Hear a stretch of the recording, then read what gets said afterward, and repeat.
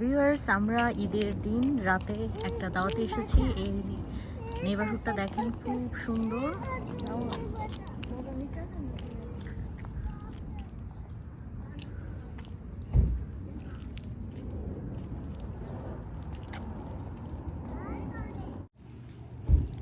Hello viewers, Eid মোবারক।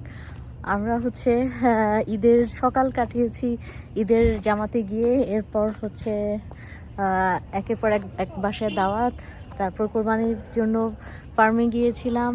এখন রাতে একটা রাতের দাওয়াতে এসেছি এবং প্লিজ স্টে উইথ মি। আমি আপনাদের সাথে শেয়ার করার চেষ্টা করব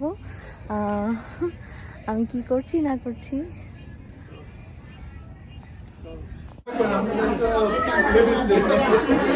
আসলে প্রবাসে ঈদ মানেই আপনজন ও দেশের স্মৃতি বিজড়িত এক ভিন্ন অনুভূতি। হাজার মাইল দূরে প্রতিকূল কর্মপরিবেশ, একাকিত্ব আর ছুটির অভাবের মাঝেও প্রবাসীরা নিজেদের মতো করে ঈদের আনন্দ খুঁজে নেন।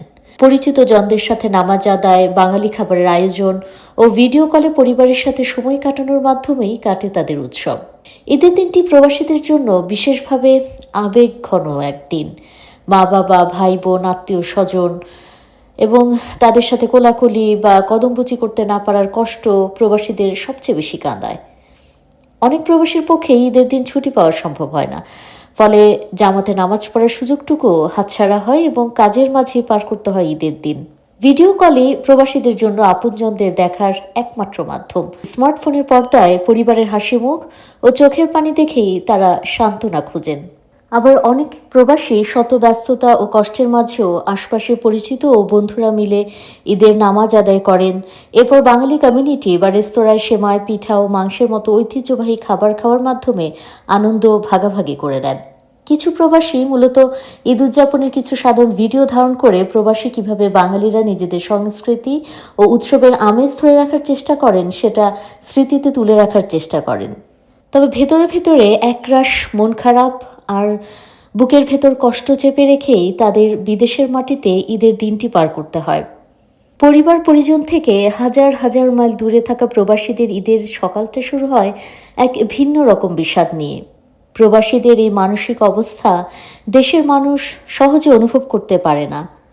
দেশের ঈদ আনন্দ প্রবাসীরা ঠিক কতটা মিস করে তা দেশের মানুষ কোনো দিন অনুভব করতে পারবে না, কিংবা হয়তো তারা বুঝতেও চায় না, কিংবা বুঝেও না বোঝার ভান করে। অনেক সময় দেখা যায় যে নিজের বাবা মা, ভাই বোন কিংবা কাছের আত্মীয় স্বজনও ভুলে যান যে প্রবাসীদের ঈদ কবে, কিংবা তাদেরকে উইশ করতে হবে সেটাও হয়তো ভুলে যান। প্রবাসীরাই তাদেরকে ফোন করে জানাবেন কবে তাদের ঈদ, তাদেরকে উইশ করতে হবে, মনে করিয়ে দিতে হয় অনেক সময়। ডিয়ার ভিউয়ার্স, শত প্রতিকূলতা আর একাকিত্বের মাঝেও প্রবাসীরা মানে আমরা নিজেদের মতো করে ঈদের আনন্দটুকু খুঁজে নেওয়ার চেষ্টা করি। একই এলাকায় থাকা পরিচিত জন কিংবা একটু দূরের বন্ধুবান্ধব, আত্মীয় স্বজন বা পরিচিত জনদের সাথে একত্রিত হয়ে ঈদের নামাজ আদায় করা, নিজেদের উদ্যোগে পছন্দের বাঙালি খাবারের আয়োজন, আড্ডা এবং একটু ঘোরাঘুরির মাধ্যমে আমরা চেষ্টা করি ঈদের খুশিটুকু ভাগাভাগি করে নিতে। প্রবাসের এই যান্ত্রিক জীবনে একে অপরের সাথে মিলিত হওয়াই যেন হয়ে ওঠে আমাদের ঈদের একমাত্র সান্ত্বনা। সো ভিউয়ার্স, আমরা এবার আমেরিকায় আমাদের ঈদটুকু আনন্দে কাটানোর চেষ্টা করেছি এবং খুব সুন্দর একটা ঈদ সন্ধ্যা কাটিয়েছি। দারুণ একটা ঈদ স্মরণীয় হয়ে থাকবে। প্রবাসী আমাদের বাঙালি ভাই বোনদের এই আতিথেয়তা, আপ্যায়ন, বন্ধুসুলভ আচরণ সত্যি মনে রাখার মতো।